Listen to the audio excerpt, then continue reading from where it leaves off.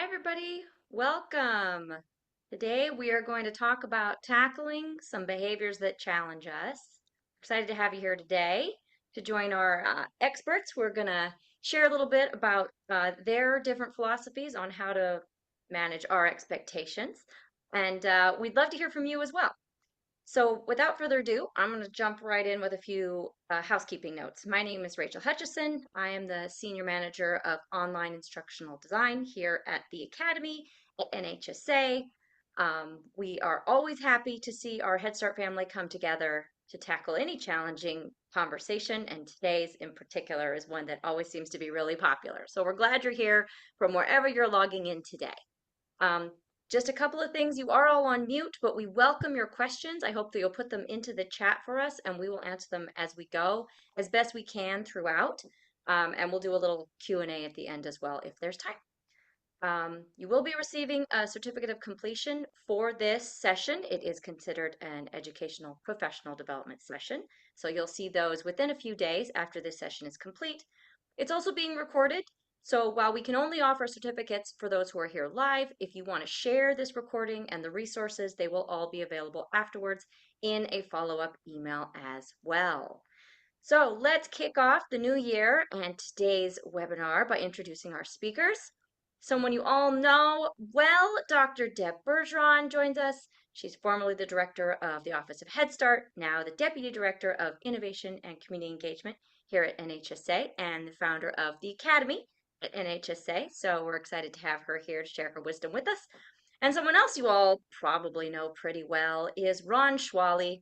He is a regular speaker at our NHSA conferences, a fan favorite, and a creator of both the Yogarati and Behavior Mastery systems, which, fun fact, we have Yogarati and Behavior Mastery courses on our Academy Plus platform. So we hope that you'll get a chance to check those out. Today, we want to talk about tackling behaviors that challenge us in the classroom by releasing our expectations. That Mm, doesn't sound easy at all because, as we all know, the early childhood learning environment is full of behavioral expectations. Teachers have their hands full trying to get kids to do what they're supposed to do all day long. So what does this even mean, releasing expectations? I'm going to hand this over to Dr. B to kick us off.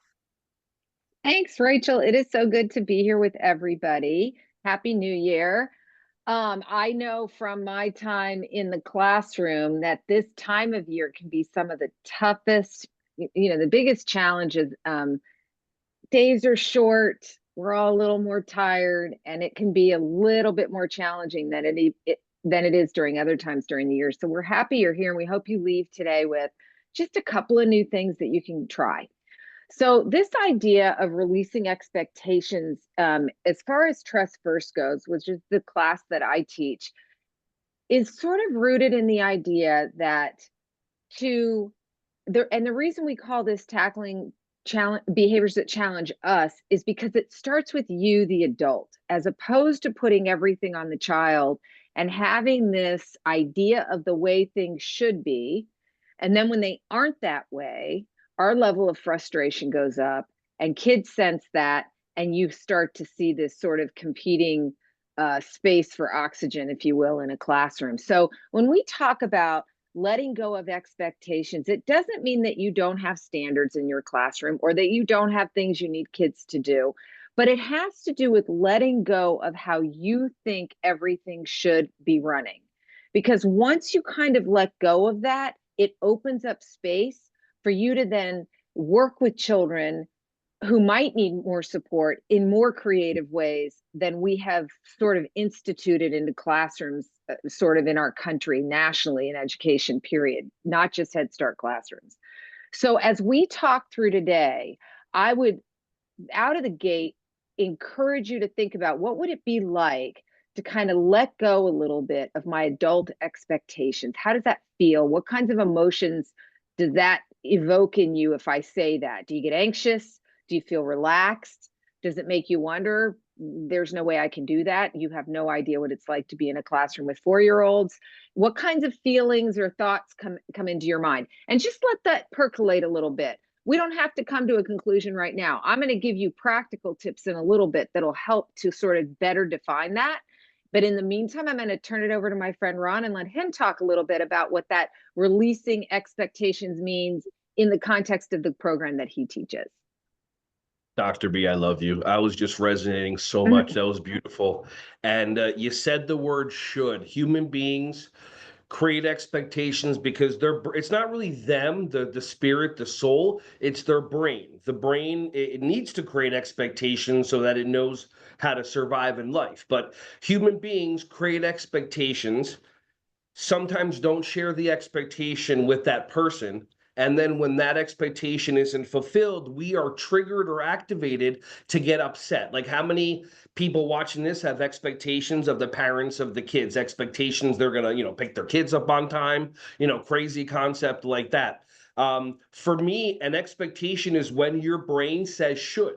So the second that you notice that your brain goes, well, he should be this way. You're at circle time and one kid rolls over onto their belly and they're looking at you and they're focused, or they're rocking back and forth. Your brain activates. It goes, he should, blah, blah, blah. How many of you at home, you see somebody laying down resting and your brain immediately activates going, he should be doing this. She should be doing that.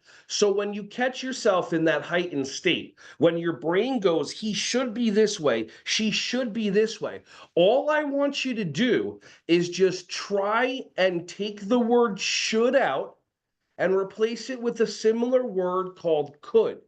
Like, think about one expectation that you have for another human being. How should they be? And you notice that feeling arise in your body. And then if you can then on the same sentence say, how could they be? So Mike should be respectful of my time. This little boy should be looking at me in my eyes when I'm talking to you. And then you get upset. Nothing to do with the kid. Like you said, it's straight up in the beginning. It's all about you. If you look at that child that's going like this, trying not to make eye contact while your brain's going, he should be focused. He should be paying attention. If you can just, for a moment, pause and have your brain say, well, he could be looking at me in the eyes. He could be sitting crisscross applesauce. You'll feel 15, 20 pounds just leave your body because that's the expectation that you created, that heaviness that is now on you, that you released it. And anytime you want, you can bring that expectation back and go, well, that child should be blah, blah, blah. You create the expectation, you put on that 20-pound book bag, and now you're upset again. Yeah, and you know what I really love about thinking about just a simple semantics change is a lot of what we're talking about in this series is about you and keeping your own gauge even, because this is really about bringing the joy back into the classroom and into teaching and taking that stress out of it. And that's going to always come from you. That's never going to come from a child. It's always going to come from within you. So looking at that opportunity is a big part of it. So I think those two things go hand in hand. You let go of expectations. I like the practicality of replacing should with could. Okay, well, you kind of have already gone into this because that seems like a really easy thing that everyone can take with them and give a try. Take a breath, take out should, put in could. We love to give you little party favors when we have these kind of events where we can just go, we don't want you to walk away from this feeling like you got, something very pie in the sky. It's going to take me 6 months to implement this. I don't have time. We want you to have one little thing that you can take back and try and see if it doesn't take at least 20 pounds off of your, I can give load. you another one whenever it's my turn. Let me know. Well, that sounds great. It, Let's just keep them running. Go for it, Ron. Okay, so obviously, if you're in a situation where you're about to say you should do this, you should do that, when we get activated with the child, you get what you get and you don't get upset. Are you making good choices? No, thank you. All that stuff. To take a breath and go from fight, flight, freeze, or fawn to be able to take a breath to bring you into that space where you can say, he could be this way instead of he should. You have to get yourself out of that heightened state where your body's trying to be right. And the sentence that I use is this, and I'm gonna give you one sentence, And I want you just to ask yourself this in your brain. So ready? One sentence in your brain, ask yourself this. I'm going to ask you what happens. Here we go. Okay? Ask yourself this. I wonder what my next thought will be. What happens? What happened? Anybody? You can put it in the chat. Totally blank. There you go. Yeah. Okay, I paused. All right, so keep on going. Nothing. It went quiet. How many of you just went, oh, wait, this thing can go quiet? It can, because every body part has different components when it comes to thinking.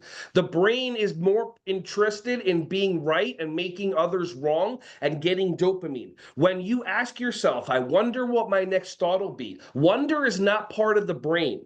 Wonder is part of the heart's department. I wonder if I'm going to fall in love. I wonder what I'm going to have for dinner. I wonder. So the brain, whenever you ask yourself that question, I wonder what my next thought will be, your brain goes blank. You might as well go transferring to the heart, and then your heart's there. Now you get to take a breath. I teach cold breathing. Take your tongue, put it behind the back of your bottom teeth. You take 1 or 2 cold breaths or any other breath that you can. And after you take those 2 breaths, that's when you look at that child and you go, well, he should, want to do this and that. And then you can go, okay, well, I'm done being right. I'm done being upset. This isn't benefiting me. He could want to be my helper, but he doesn't. And that's the one component that always used to challenge me, because you tell somebody calm down, take a breath, relax. How many of you have an expectation? You tell somebody to calm down, to take a breath, what do you think they're going to do? You're right. Oh, calm down, relax. Like how many of you say things to people creating an expectation that they're going to relax, and if somebody said that to you, you lose your mind. To kind of pivot off of that, in the Trust First model, one of the very first things we learn is a skill that involves that mindful breathing. And what's interesting about it, when we go into detail with students who take the classroom management credential, the vast majority of folks in Head Start already do mindful breathing in their classrooms. It's not a very big learning curve for them because they are doing it with their children. But here's what we don't necessarily see, and this is a big one for you all to listen to and really reflect on in your own practice.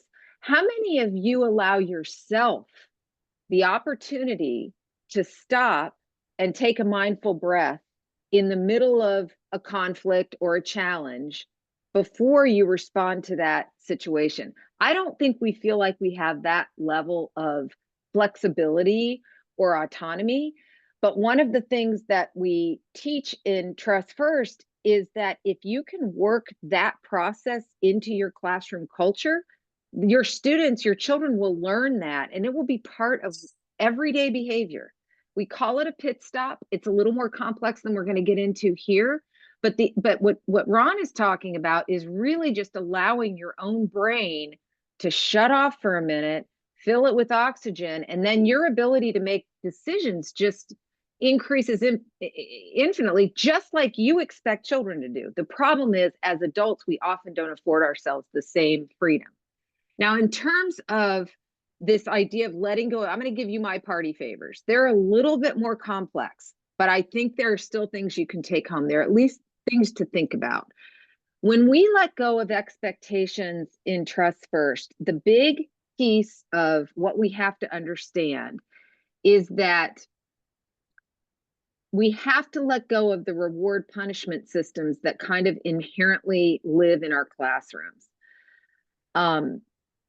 If you are doing anything in your classrooms and we don't tend to do as much of the punishment systems in Head Start classrooms. You see them in pre-K and kindergarten, in public schools. I certainly did, where they don't think of it as reward punishment. But if children are moving a card, or they are, flipping over a card to yellow because they didn't follow a direction, that's a form of punishment because it's humiliation.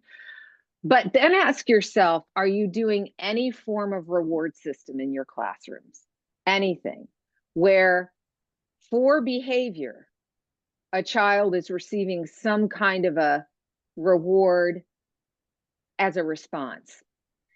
It's easy to do.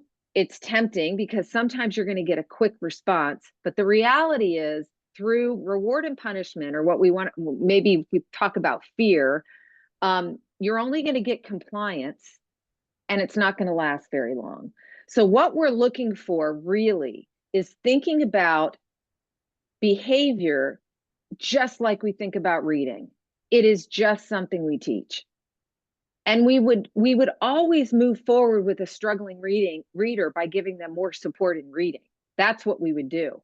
So what I would invite you to do as you let go of expectations is to think about behavior as a form of communication. That's all it is. It's a child communicating to you, and you are going to listen to that communication and use it as an opportunity to teach and get excited about it. As a teacher, that's what you signed up for. So hopefully you love teaching. I love teaching. I think most people who go into teaching love to teach. They just want the time to do it, and they feel like they're always managing behavior, so they don't have the time to teach. But when you look at everything you do as a teaching opportunity, all of a sudden you're free to just teach all day long. And I would tell your children that. I have a great opportunity to teach you how to stand in line safely as we walk to the playground. Let's practice. And if there's one child who's really struggling with this skill, I would practice with them individually over and over and over, just like you would teach them the letter T, until they figure it out. And they will tell you when they figured it out. So what we're looking for today is a little more esoteric than replacing should with could. That's really a great party favor because you can take that one home and start using it. What I'm asking you to really do is to think about your approaches with relation to rewards in particular, because that's what we tend to do in early childhood. But if there are any punitive things happening, and let me just give you an example of sometimes where we use punishment and we don't even realize it. If you have a treasure box from which children get to pick when they've done something maybe 5 days in a row, and then they get the treasure box at the end of the week, every child who doesn't get the treasure box has been punished. So even though you don't think of it that way, that is a punishment system. That's not positive behavior management. It's only positive for the kids who are able to control themselves to the point of being able to pick. But I've got even worse news for you. Over time, the treasure box loses its value. And so there's really no long-term benefit to rewarding behavior. Much better to teach children to think and be responsible and to celebrate their ability to learn and grow and your opportunity to teach. And when your classroom kind of has that culture, that feel to it, what you're going to notice is that 95% of the time you're pretty much getting what you need. And those expectations we talked about, they're almost organically met. And then you're going to have those situations where children need more support, just like in anything else you do. And you have to build in those opportunities to teach. And what you'll find is when you look at it that way, you actually find a lot of joy in it. Because once they get it, boy, does that feel good. Once they're independent and can walk on their own to the playground, they're going to be proud, and you're going to be proud of your ability to teach a child self-control. So that is my big takeaway for today. It's less of a tangible party favor than I usually give out, but this is a big one. This is a heavy one, but it's January. We need something really meaty to take back to our classrooms. And we do have a couple of questions and comments about that reward box and kind of like reconfiguring it so you can still use it as a tool in your classroom. And then also verbal praise. If you praise Okay. one kid, what does that mean? All right. So the prize box. Here's how you can use a prize box if you just love giving kids stickers or prizes. Have Prize Box Wednesday, and everybody gets a prize because they're all awesome and they're there and they're all learning and growing. Different rates, but they're all doing it. Once the prize becomes about performing for you, the kids who struggle will leave you because they know they're not getting the prize anyway. And now they have there's no motivation, but you've also encouraged something that long-term is going to really thwart that kiddo's ability to grow. And that is that my self right now. If you believe your children are showing up, they're 3 and 4, 5 years old. If you believe they're showing up with the best they can do, we're telling them that the best you can do right now isn't good enough. And that is a very deep lesson that they take with them. It's pretty big deal. I am not a proponent of prizes and rewards for behavior. I think that should be a teachable thing, and the reward is that they ingest this self-reliance, and they'll love it. They'll love it, and their classroom is peaceful, and they'll love that too. Praise, verbal praise, love it, love this question. So what we use in Trust First is not great job pushing your chair in. Let me tell you why. I'm supposed to push my chair in. You don't need to reward me for that. That's something that you expect from me. But we use a phrase called good thinker or smart thinking. It's very nuanced difference. It's kind of the could should thing. It's just semantics. And you use it all over the place. Academics behavior all over the place. And what you can start doing is, you pushed your chair in so quietly. I noticed I didn't hear any noise when you pushed your chair in. You can notice things, but be careful saying something like, good job pushing your chair in, because now you've associated, and this is deep psychology, guys, sorry, but now you've associated something that's part of their job as a citizen in your classroom with what is essentially a reward, because that is you affirming, saying they're good, and then the kiddo next to them that might have forgotten to push their chair, and now you've got this whole weird dynamic.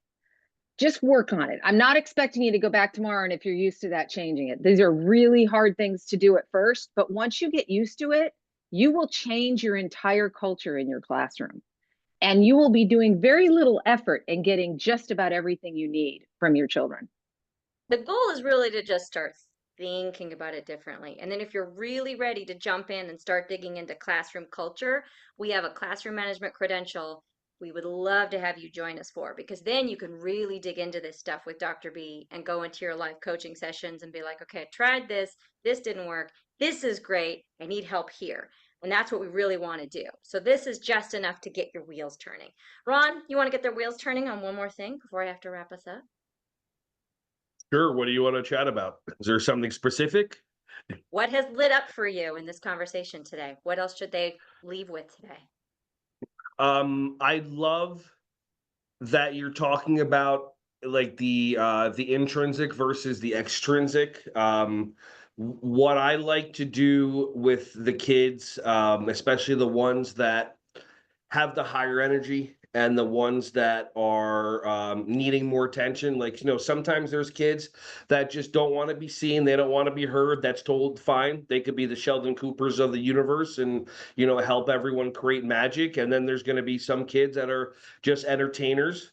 So I like to have the kids that step up in leadership, in addition to like treasure boxes and things like that. I like to create unique things for the kids. Like I do a breathing buddy. So if I have a child that wants attention, wants to be seen, loves to help other kids. There's kids that in my behavior mastery, I show videos of a 3-year young girl just taking on leadership and trying to help a 2-year young girl while she's brand new to the class. So I teach the kids how to be breathing buddies. So if you have a child in the class and they're having an emotional experience, not a fit, but just they're or whatever they're doing. And you can really tell if it's just an emotional experience and they're letting it out. Watch all the other kids. If all the other kids are just walking and they just walk around like, oh, that's just Joey, he's doing his thing. He's just letting his energy out, because energy and motion are emotions. It's stuck. So I have one of my kids go and be a breathing buddy. And he just walks over to the child. He puts his hand on the kid's shoulder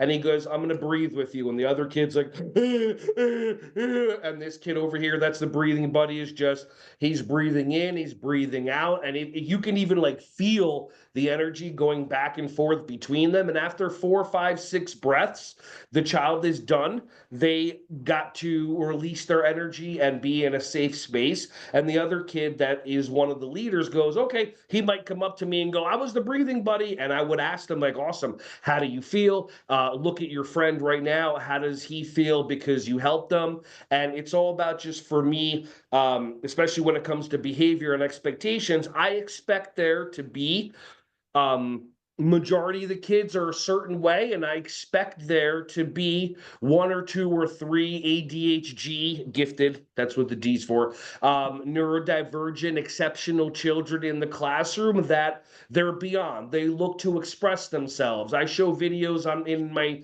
trainings about these 3-year young kids that were on America's Got Talent. One is a drummer, the other one is a DJ. They're going to be kids that are going to shine and transform the world with their art. And I hope that if you're a person that just loves to teach, but you never pursued a dream, maybe somebody told you you have to grow up, maybe somebody told you one day if you can't make money doing it, it's not worth it, which luckily I didn't listen, and I went and was a pro wrestler for 13 years right after high school. It's all about understanding that there's kids that are different. The interesting thing that I find is that we expect other people to be like us. Like, it's absolutely nuts. We expect other people to think like us, to vote like us, to believe like us, to do this, do that.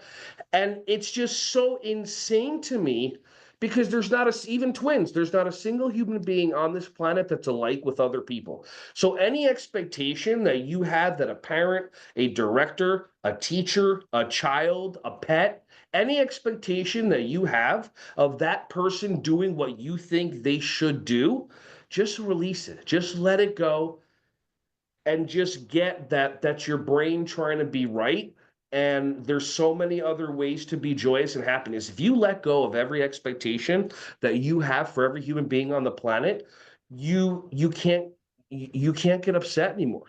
It's just, you just go on, just floating through life. Whatever comes at you, this child's crying, this parent this, I read light, I blah blah blah blah blah. Cool. I expect nothing. And your day's just so much different. Absolutely. And I saw a lot of you talking about, oh, this could work with older kids. I have teenagers, and this stuff is really, really powerful. Mhm. It's Yeah. great for your mental health. And so if you can learn to put this into your classroom environment, you'll take it into your life. And it just Mhm. makes everything run smoother for you. And that's who this stuff is Oh, really for. It helps everybody around you by helping yourself. So we hope that you'll be able to take the time to invest in your professional development, in your joy, in your teaching environment, and join us for our classroom management credential. Some of you are having problems with the link that we were dropping in the chat, that it will also be in your follow-up email, and you can Google NHSA classroom management credential. It will come up for you that way too. So we would love to see you there. We do still have some slots available this spring.